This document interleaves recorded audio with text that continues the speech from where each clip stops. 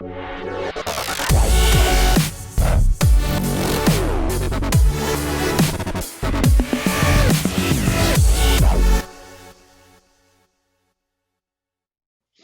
right, so today we coming to you with another episode of Auto Glass Tech Talk, and we taking it out to New Jersey, and we got one special guest. We got Brother Russia with us today.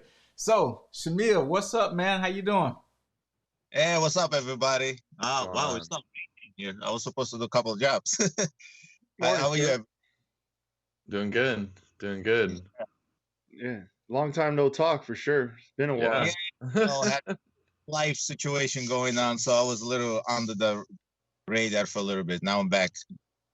So everything's Well, All right, so let's jump into it, glad man. you're back. I got a question for you. With it being Monday, and all y'all can answer this, but let's just get it going this way. So Monday typically is a busy day to pick up glass, and I know Shamil, you're on your way to go to pick up some glass from Migrant. So what's a Monday like at a warehouse? And we'll start with you, Shamil. For me, Monday are usually the slowest days. Oh, really? Yeah, because I don't answer phone on the weekends. Okay. Yeah, that's right. Hell yeah. It's like me. So you respect your boundaries. You got your weekends is your weekend, so you don't pick up and all that. Okay. What about you, Drift? Are Mondays busy for you? No, honestly, I try not to book anything. This Monday is a little busy, but I try not to book nothing on Monday because I don't like to answer the phone on the weekend either. And I'm spending Monday calling back and, trying to book it in for the rest of the week. Okay. What about you, Jeff? Monday's busy? Or No, Mondays are slow for me also. Because I don't personally answer my business line. My secretary does. So and I give her the weekends off. So our business line doesn't get answers. So if the job's booked on Friday for Monday, great. Like this Monday's busy for me because I have a project car. Yeah. And that's why I usually use Mondays for, because Fridays always got body shop, last minute stuff like that. So any big projects, I schedule them on Mondays. Yeah, well, shout out to all three of y'all for practicing a little self-care, man, on like respecting your time and enjoying your weekend. A lot of people, they work, and they never really truly get that real break. So shout out to y'all, and shout out to everybody else who got set times they work off of. Yeah, no, I didn't go to work for myself to work hard. Screw that. Yeah. Now you see a lot of posts on the group on Monday where it's like everybody busy, they're at the warehouse, and I was just wondering like, how does that work? Well, there's a lot. I mean, in Arizona, a lot of the guys who most of the sub guys, the truck and a whatever type of guy, they're getting jobs from like car washes and stuff like that, and they be popping all weekend. Yeah. So that's why Mondays they be busy. So that's Arizona. I mean, all three of us are in totally different markets. So that makes sense, though. So what's your market like in New Jersey, man? It's a lot of competition for you, or like what part of New Jersey are you in? Well, right now, I used to live in different county. I just moved to the other county, but I still do work. It's a Morris County, Bergen County. That's where all the little bit is. Yeah. So I try to be in those areas. Even though I moved to Middlesex County, I could do advertisements here, but I don't want to because all my ads and my Google local listing is over there. Mm-hmm. So now it takes me 25 minutes to get to Migrant, but then I'm just stay there, like in that area. Okay. Just go to that area and just stay there all day. Is that North? And then just at the end of the day, drive back home. Is that North Jersey, South Jersey? Like, I mean, because we're on the other side of the world. So, like, where are you at? Where are you at? Let's just put it that way. Mark, now I used to live like 2 hours from Mark. Now I live like 45 minutes from Mark. So, but I don't do any jobs in this area. I still stay in the North Jersey. It's a Bergen County. It has a little bit of money in there. Morris County has money in there because I want to work on expensive cars. A lot of guys don't want to work on expensive cars. So, windshield, $800, $900. I don't want to touch the car. But give me that car. Right. Like this weekend, that's easy money. This weekend I did a Porsche GT3.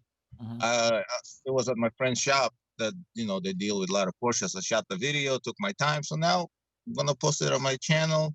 And I love working on expensive cars. I'd rather do one expensive car than do three, older cars. Yeah. High risk, high reward. You know what I mean? Oh, definitely. Yeah, but if and trust your craft shit, you're gonna be all right, man. A lot of people get caught up in just cause it costs a lot, though. it's just like a pair of jeans, man. You can buy 300 pair of jeans. They wash the same as some Levi's. You know what I mean? You know what you're doing. You know what you're doing. Saturday, I took my dad and me to work just to get him out of the house, and one of my stops, I had three jobs in the same house, and one of them was a 1658. And I told him, I'm gonna do this one first because I hate working on these cars. Like, I hate doing 1658s. That's got to be my most. Ah, man. Like, what about you guys? What's like a basic car that you just hate working on? I have a 1658 in my van. The guy scheduled it last week. I picked it up, and he said, "Oh, I can't make it because my daughter has something going on." Then he texted me for his Jeep Wrangler's daughter. I gave him the price, and he said he'll let me know. So it's been a week with 1658 in my van sitting there. Godly, I hate those. So you got one drift that you hate, or what?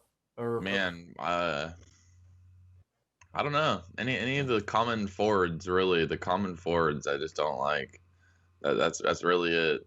Everything else I'll do is 1658, 1549. I don't mind those at all. Well, no, 1549s are easy. I think this guys who take cowls off, I think 1658 suck because the hoses are always broken and the cowls. All right, okay, pain in the butt. That's take off. Partially an Arizona thing too. Yeah, that's an Arizona out here. It's not like that all the time. If they're some real hacks, they're just gonna stuff it, and that cow's not coming off. So next time it comes off really easy.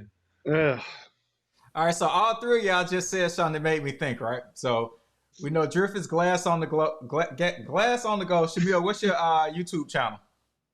New Auto Glass. New Auto Glass. And Jeff, I know you on YouTube and post videos on Facebook, right? So all three of y'all like post videos and market that way. So let's talk a little bit about like the marketing for that. On when you shoot videos and photos, and do you actually ever hear anyone reply back, or do you get business from, say, like a YouTube video? So we'll start with you. Yeah, we'll start with you, Shamil. Yeah. I started the channel. I just want to show my work because I moved to Georgia. This was 2015, and I came back, so I had to start my business over. Mm-hmm. So I decided to go with YouTube to show what I do, to show it to people. And so my first videos were like time lapse, just to show what I do. But then I started getting people, subscribing. So I was like, you know what? Might as well start showing how I do it, even though there was other guys already there, like Alfredo and what's the other one? Video car. Video car. Yeah. They have a lot of following that show. They do jobs better than me. Right. Yeah. I still learning. But I decided to do it. I was figuring nobody here in East Coast, so I started doing it. And because of that, you'd be surprised, man. I had people from New York calling me. Yeah. Can you please come? I was like, I don't go to New York. It's out of state. It was like, we'll come to you. Wow. This was the craziest one. This lady calls me from Brooklyn, and she said, I have a 96 Honda Accord. Can you come to Brooklyn and do it? I said, no, that's like 45 minutes from me with traffic and tolls. And go from New Jersey to New York, you pay like $30, $40 in tolls plus gas. I was like, I'm not going to go there. She said, I'll come to you. I said, why would you come to me? You'll find somebody cheaper. She said, no, you don't understand. I had this car for so long, it's in mint condition. So she came to the shop. I office in my friend's shop. Mm-hmm. You're not going to believe this. 96, living in Brooklyn where there's no parking. She didn't have a single scratch on the car. Yeah. Car was mint inside perfect. She said, can you please just take care of my baby? I spent like 2 hours on the car just to I cleaned everything, moldings, even the car didn't have any scratches, primed it. I mean, the car came out perfect and she was so happy. Nah, that's cool. YouTube works. Yeah, that's cool. What about you, Drift, with your marketing and stuff on like social media and YouTube? You anyone ever hit you up off of that, or do you find it to be successful, like posting stuff? As far as like social media goes, the only thing that I ever really see like a response off, I mean, I get a big response off Facebook just because I'm on the stupid thing all the time. Mm-hmm. But Instagram actually is where I like pull the most jobs from, and it's not something I post on all the time, but I did before, and I guess aftermath is still rolling from it. So. Yeah. I get jobs from there the most. Okay. What about you, Jeff? How does it work for you? I know you're the king of posting on Facebook. So do you get a lot from posting? Facebook does. I've gone into like some specialty groups. Everybody calls me the Ford goat, whatever. It's just I got in with a Ford group really good, and I do get a lot of work from that. Instagram, like Chris says, the stories. I didn't realize how many people just pay attention to the stories and don't watch the post. So I just start flooding my story. A story with little stuff, ads and just pictures and this and that. I don't have a lot of new content because it's been kind of slow, but now I'm doing more of the machinery and farm equipment. So now I have a whole new catalog of stuff to start posting. But yeah, it works. YouTube doesn't do a lot for me. I'm not as tech savvy as you two guys. So, but the only reason I did YouTube is because of you two guys, honestly. Like Shamil's the one Shamil helped me with my website too. Shamil's the guy who got me doing the YouTube stuff. So, I mean, like Corey says, shout out to you, Shamil. So there you go. Yeah. There you go. Yeah, no, that's good info for other people, man. Because a lot of people, they always, you see in the group, people post like, what should I do with my business? Where to get started? But it's all y'all just named 3 different avenues where you generating revenue from. And it's, just you got to be out there. If you don't promote it, you can't, if you don't I think sell YouTube your service, you can't do it. And my perspective, my opinion, I think YouTube's more for like the tech side. Mm-hmm. Like I have one YouTube video of doing a backlash on a Tacoma with the bat, and I saved the pins and everything. And I know that video has helped some guys. So I mean, I see YouTube more as a instructional side than necessarily advertising side. Definitely, so, I really agree with that because on all my videos that I have, the ones where I have them labeled as like 04 Toyota Tundra or windshield replacement. And like I have like 3 or 4 that are like exactly like that, and those ones all have like close to 1,000 or over 1,000 views, whereas like the other stuff is still 400, maybe 500. Like, the instructional part is big. And Shamil, you have a huge like Russian following on YouTube too, don't you? Yeah, there's a lot of Russian people because of my channel. I shipped, I think, 3 Pro sets to Russia. Oh wow. Yeah, I shipped 3 Pro sets, around 4 bats, couple spiders. There was zip knives, stuff like that. People contact me and they said, "Look, we can get in stuff like this in Russia." I gave them the price, and they was like, "How much you gonna charge for your service?" Honestly, I don't charge them for a service. I was like, "Just send me the money," and they get scared. Oh, why you not charging? I was like, "Cause what I'm gonna charge you? $50? It's not gonna make me happy, but it's gonna, save you some money." So they'll send me half, let me order everything. And then when it's ready to ship, you send me the other half, I ship it to you. So there's few Pro sets in Russia because of me. Nice. And Yeah. Well, I know I have some followers on Instagram from Russia because of my connection with you. So, I mean, there you go. Yeah, the power of the internet, man. You can reach so many people so quickly. Some people underestimate it, man. You can reach a lot of people, put your message out there. Hey, internet's powerful. Mm-hmm. I mean, look at us right now. Yeah. Next year and make some videos with some Russian guys. There you go. Show it how they do it on the other side of the earth. Because on my channel, if you see it, I have videos with few other guys, and I always posted. You guys see it like a Saturday. I was doing a GT3, and I posted, anybody in New Jersey free, come through, we'll shoot a video. And just to give them some exposure, and plus makes the video more fun. Yeah, in my opinion. Yeah. Oh yeah, definitely. 2 different glass guys, 2 different techs, and he could talk about his way, I could talk about my way, stuff like this. Yeah. So, well, I mean, one of the I don't know what the right word is, but one of the very first Pro Set videos that's in a lot of the Pro Set advertising is with you and Jay with the Pro Set. And when you were going like one hand across the car like that, like, because that's in our marketing videos and everything. Yeah, so that's a good video. That was the first day I even sold the Pro Set. He was like, "Hey, I have one. You want to come and do the video?" I was like, "Hell yeah." So I drove. He's like, right now where I live is like 35, 40 minutes from me. So what I used to live, it was like hour and a half. I drove over there. We did the job. He's a great guy, man. We did a video together, have fun, and it came out. And it got like, I don't know, like a lot of views on that video too. No, it's a good video. Oh yeah, that's what got me set in all the crazy ways and everything. You know, doing the one-handed and all that stuff. Yeah, first one-hander install without even touching anything. I posted. It's only on my Instagram where I did the Mazda RX-7 Yeah. or RX. I with one hand I slid it across, installed it, and let it go, and it came out perfect. I mean, I'm not gonna do it on a big windshield, but on a small. All right, But so here go a question for y'all, right? So you just mentioned you learned how you got the Pro set. It was an easy learning curve, and it's a go-to tool for you, right? So Yeah. can y'all name tools that y'all use that had an easy learning curve that's like a go-to for you now? Yeah. Go, Chris. Yeah, go, Chris. Go ahead. For me, honestly, the scrapers. Everyone's always a long knife person. Long knife this, that. The scrapers, everyone's so worried about it, stabbing themselves with it, everything. It's such an easy tool to use. But you do gotta get used to it, and you gotta make sure, don't put the beveled edge of your blade down, you know. Yep. Okay. Well, speaking of long knife, when I was getting trained, 3 months into the training, 12 stitches right here. Oh shit.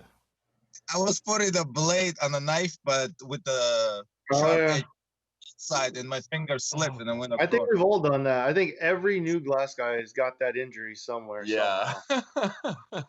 If somebody comes along with me, like I had my brother, he just went back to Russia. Like I tell him, when you hold that blade, man, make sure that sharp edge is out. Don't. He was like, why? Right here, 12 stitches. Always.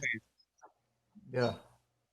I think, yeah, go. Well, I mean, I think one video that's helped me and helped a lot of glass guys. It's not really a tool video. It's how to take the damn back seat off of a Ford F-150, the 1529 body style. Jesus, where that little spot is, you're like, all right, it's somewhere in this vicinity.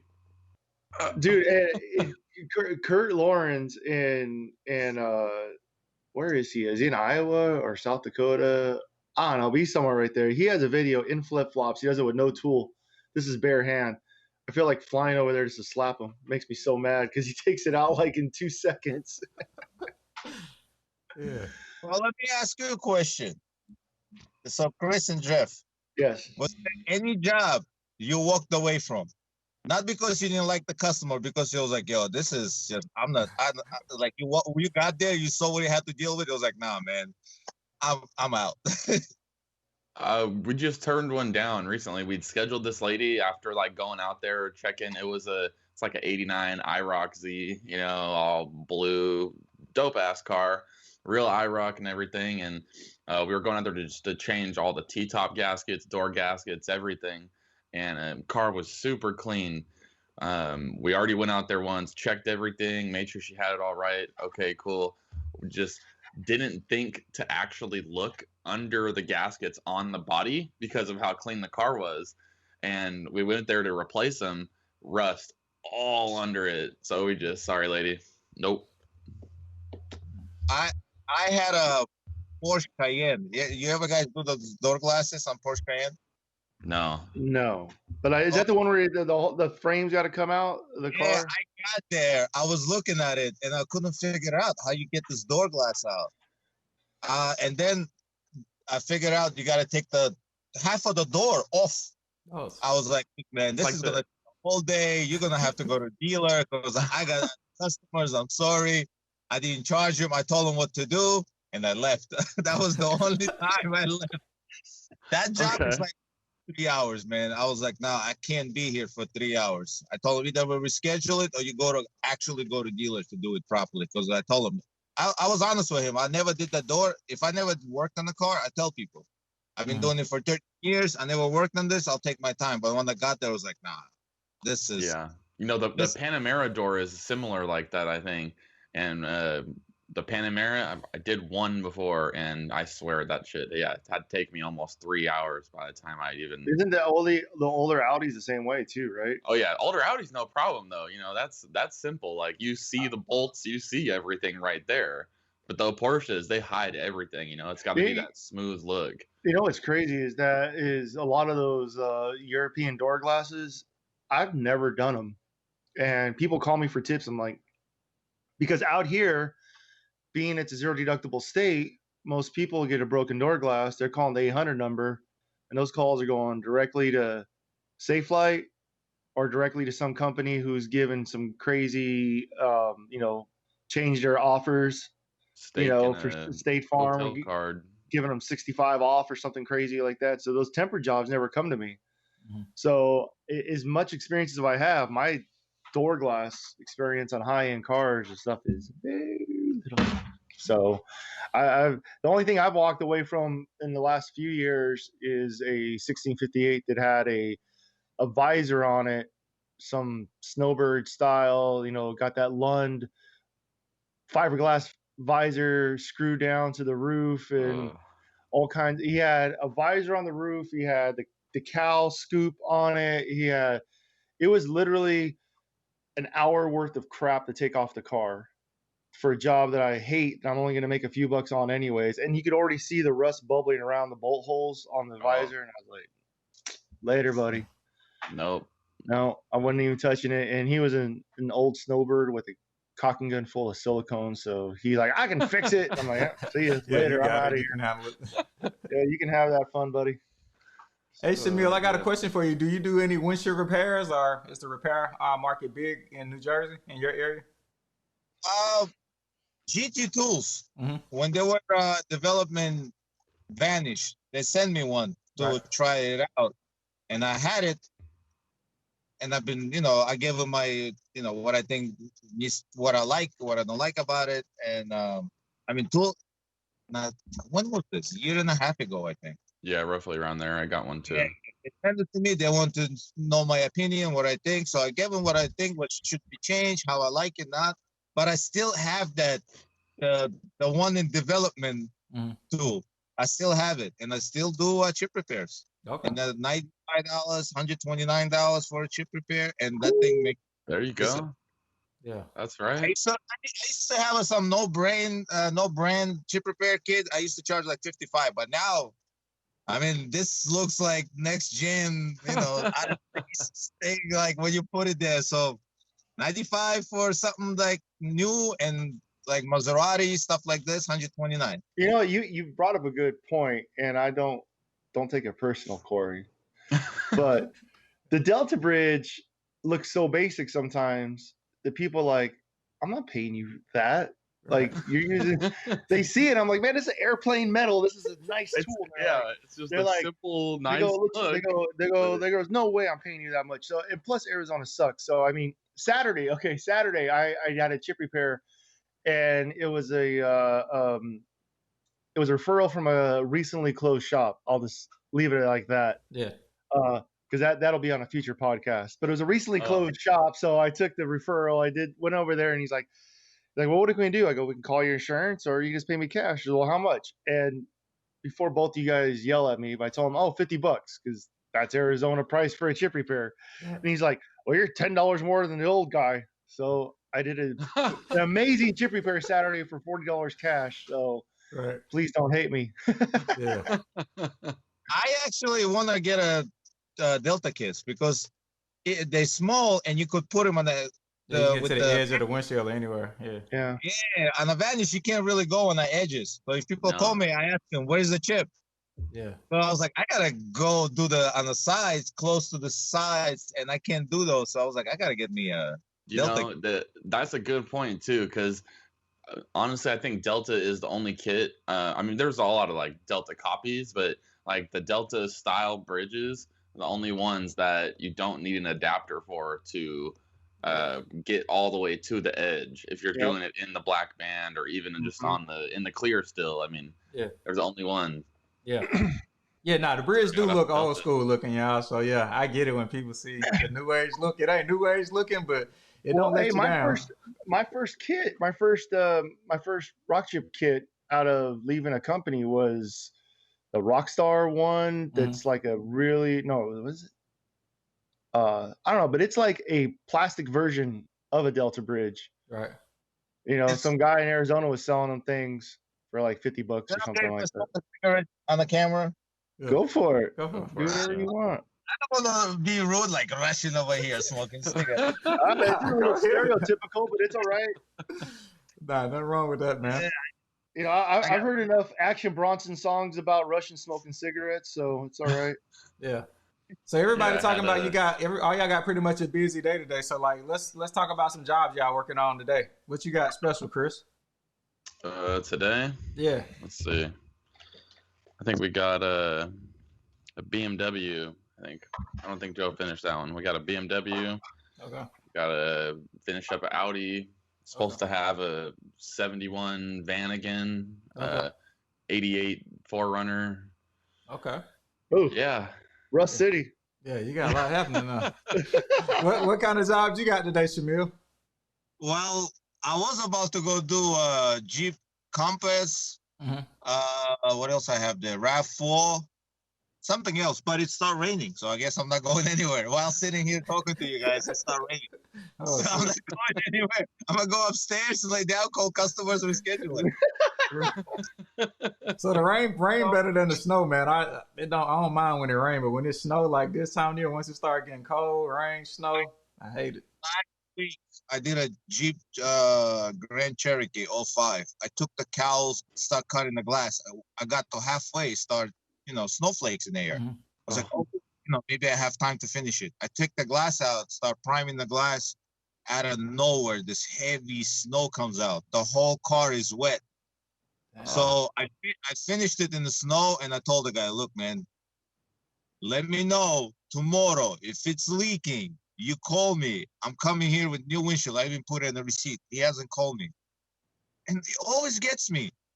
You work on an expensive car. Like, I do a lot of Porsches, right? And when I do Porsches, I take, my time. Like, I don't schedule for at least 2 hours, nobody else, because I want to done it right.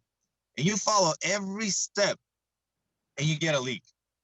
You do the Jeep Grand Cherokee 05, and in the snow, it doesn't leak. Like, it's wet. How's that work? Yep. I got a Ford Ranger. I got a Ford Ranger for some family friends that I did for, and like the guy is so particular, like made sure it was car light everything, and swear nicest beat ever. He's standing there watching. So one connection, shoot the glass, two people set. Fucking a couple days later, oh, I think there's a leak. I think there's like water coming inside. What the fuck? Yeah. That sucks. So how do you guys handle the leaks? What do you guys do? Do you take the glass out, or you try to find a leak and just put a patch of glue there? Never do that. I'm not trying to sound like an ass, but I usually don't get leaks. But we usually don't get rain, so even if I had a leak, we wouldn't know. But in fact, I have a warranty issue. I have a warranty issue from the great memorable Zoolander who once worked for me. Okay. He did a rental car back in June, and we had our first real rain last week. So, I got to go fix a water leak. But I'm just gonna pull it out and redo it. I mean, you can sit there and patch urethane and get a headliner fucked up and a pillar fucked up all day and never fix anything. So, if you got a problem, just address it, get it over with. Why should especially with our tools? You know what I mean? We all got bats and spiders and easy wires and everything else. You should be able to save 90% of the windshields anyways. So just pull it out. You put it in last time too. So I mean, or someone put it in last time. So I mean, it should come out pretty easy. Well, I know we use some shitty ass P2G plus, so I know the window's gonna come right out. So I ain't worried about that. Yeah, I take the glass out, but I always bring a backup with me just in case if I break it. I broke. I don't get a lot of leaks, maybe 1-2 a year. And 2 years ago, I had an Audi A4 or A3, and right at the last corner at the bottom over there, I was passing it and it cracked, and that's where I connected my bead. So I guess the line didn't follow right way, and it cracked it over there. And I was like, damn, man! And the glass was like $153. I was like, shit, I lost. What the heck? That sucks. Yeah. But I mean, you got to do stuff like that. It's just the cost of business. You got to account. And if you got a good, if you're getting one issue out of 100 jobs, I mean, that's a pretty damn good ratio. Can't complain about that. And it's not even, I mean, shit, with the crappy glass we have, you could have a perfect bead, you could have everything, and the glass could fail you. So Yeah. Who knows? Who knows? Yeah, it's a number why of he variables that could, make a job fail. So yeah. But if you're watching this, comment below. Let us know what you do with, when you get calls about leaks, or what you do when you get calls with warranty works. It'd be interesting to hear what other people are doing, and how they actually go about it. Yeah, we'll hear everybody warranties. I don't get a damn warranty ever. Been doing this 30 years, not 30 having years, not one warranty. leaker. Yeah. No. I always tell people, they ask me, how, do you get a leak? I was like, of course I get a leak, 1-2 a year, because I don't rush my jobs. And those the ones that you don't think is gonna leak. Yeah. Like, Oh yeah. The totally opposite end ones. Yeah, you're like that's fucking flawless. Yeah. Like, see that leak, man? I was there hour and a half, prime, clean, scrubbed it, and it still leaked. I've said all that same shit in my head. Well, that's what's up, man. Well, we appreciate your time, Shamil, for getting with us, man. We want to be mindful of your work day and shit. So, Well, work day today is Friday. All right, I'm gonna ask you something, Shamil. So, what? I'm gonna be like Corey and let's change it up here. So, what do you cook? Do you have any Russian, Mother Russia foods you like eating? You get your borscht or your stuffed cabbage or anything? Asked me this month, sad question, and I said it was funny. It was like, "Yeah, what's your Russian favorite food?" I was like, potatoes. Do you like to drink your potatoes or eat your potatoes? To me, I eat food. Like, I was 223, lost weight, so I'm 187 now. I went down to like 171. I eat anything, man. I used to live with my ex. She used to cook every day, so I never had to cook anything. So what you eat for takeout since you're not cooking now? What you eating? Like, what's the New Jersey place you eat at, or what's a food you like out there? I'm a big fan of cheesesteaks, man. I love cheesesteaks. Okay. Cheesesteak with the onions, ketchup, and I put fries. Ketchup. Yeah, you put fries inside. Fries. Put a fries inside the cheesesteak with ketchup, man. That's Why would you ruin a cheesesteak with ketchup? It sounds like you fucked the cheese. It sounds like you fucked it up, man. Putting ketchup and French fries. I can see marinara sauce. I'm with some marinara on the cheesesteak. But... Yo, you ever had a real cheesesteak? Yes. You ever watch Fresh Prince when he pull out the bag of drippy steak? Yes. Like, that's the cheesesteak. I don't know what you guys going on over there on the other side. No. We got and here we have a shop. It's called Corleone's. That the dudes are from South Philly. I actually used to own an auto glass shop too. I used to work with them way back in the day, and they're legit from South Philly. Like, you go in there and it's Philly. It's all Philly. They use Cheese Whiz. They have tasty cakes. I mean, it's in the toilets. They have cowboy stars in the pisser because they hate the Cowboys so much. I mean, it's legit Philly. They have really good cheesesteaks. So I've had a real cheesesteak. I remember going to California and they made burritos and they would put French fries in the burritos. Oh yeah, that's a California burrito. Yeah. That's popping. Yeah, I was like, nah, that shit don't sound right. But I had it. It was all right though. It wasn't bad. Yeah, cheesesteak for me is the meat loaded with cheese, like stretching out with cheese. The hot onions and the sweet peppers. The sweet peppers, that's like the key to it right there. No peppers for me. Yeah, I just go simple. I don't do pepper. I do the hot peppers and mushrooms. I don't do onions. Mushrooms. Yeah. Oh yeah, mushroom, grilled onions, hot peppers. Oh yeah. Yeah. Hey, you know what though? The fries in the sandwich, because when we were in Indy last year, how that one spot we posted up a couple of times for Manny Brothers, that's out of Pittsburgh. Yeah. That's good. You get with the fries and the coleslaw and all that shit in the sandwich. I mean, I'm cool with that. The ketchup though, man, my old neighbor Cynthia would cook authentic homemade tacos, and this motherfucker would pull out a fucking can of Heinz ketchup. So I'm putting ketchup on a taco. What? I think some people just be trained to put like hot sauce and ketchup and shit on stuff, so they just do it, Well, that's the only sauce I eat, ketchup. I don't eat no sauces. Like, I like taste of the food, but cheesesteak, I have to have a ketchup in it. Like cheeseburger, I have to put ketchup in there. Yeah. Interesting. I mean, taco, I don't even put a hot sauce in it because I want to taste the food. Right. Mm-hmm. Salt and pepper, that's it. Other than that, I never put any sauce, anything on any of my food. You're not a ranch on the pizza slice guy which I hate. I think is Why would you I ruin never put pizza? ranch sauce on. I ain't never put nothing on pizza. I tried that little Papa John's sauce. Oh yeah, that little whatever that shit called, that garlic or man, something. pizza's pizza. Man, these people pouring ranch all over their slice of pizzas. Like, what are you doing? If there's any real pizza people out there, what's your pizza? Yeah, if you're a pizza person, what's your pizza? Yeah. Hey, you know what? Josh Grafton, who works with me, a kid who's real quiet. He like got off social media completely. He's whatever, but he's from New Haven, Connecticut, and he be talking mad trash about pizza. Every time we go eat pizza, he's like, "Man, you don't know nothing about Connecticut pizza's the shit." So. Okay. Where's our pizza people? We need a pizza podcast. Let's Connecticut pizza people. Where are you at? Yeah, Connecticut, Brooklyn. Let's have a pizza off episode. Yeah. Well, Shamil, I appreciate you coming on, man. I appreciate you've helped me out a lot, Shamil. Shamil's helped me out a lot, everybody. If you guys ever gone to my website, Shamil built that for me. So Shamil's a good guy.